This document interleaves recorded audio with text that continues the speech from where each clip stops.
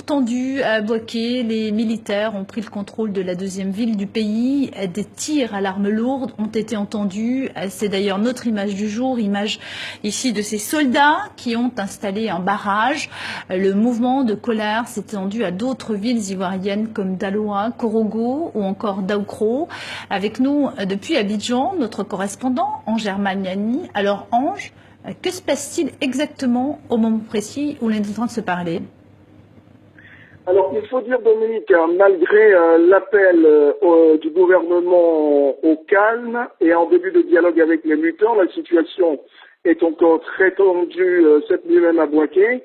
Les lutteurs contrôlent l'aéroport de Bouaké, la ville de Bouaké. Ils ont décrété même un couvre-feu de 21h à 6h du matin. À Bouaké cette nuit, on entend des coups de feu sporadiques la nuit dernière. Et ce matin, des tirs à l'arme lourde ont été entendus dans l'ex-capitale de la rébellion ivoirienne. Des armes auraient été emportées à la poudrière de Bouaké. Conséquence, écoles, commerce, administration ont été purement et simplement fermées. Ange, s'agit-il juste, comme d'aucuns l'affirment, d'un problème de paiement de primes ? Alors, c'est un peu complexe cette situation. Il faut dire que ces mutins, ce sont des ex-combattants intégrés à l'armée ivoirienne.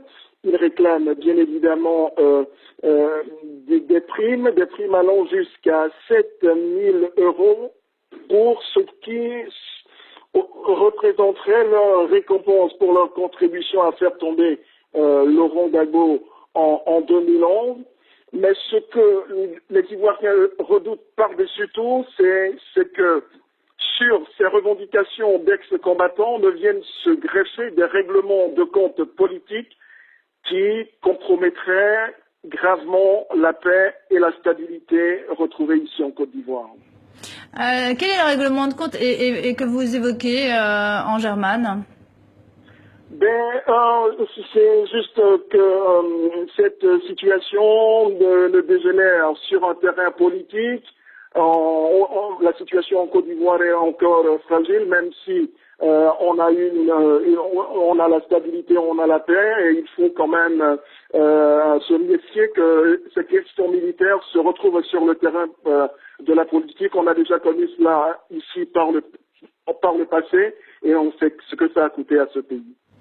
Merci Ange Hermaniani, et on a compris quand vous évoquez un potentiel, un éventuel règlement de compte, qu'il pourrait s'agir effectivement des rivalités qui se jouent souvent au plus haut niveau du pouvoir entre notamment Guillaume Soro et Bakayoko. Merci à vous Ange Hermaniani.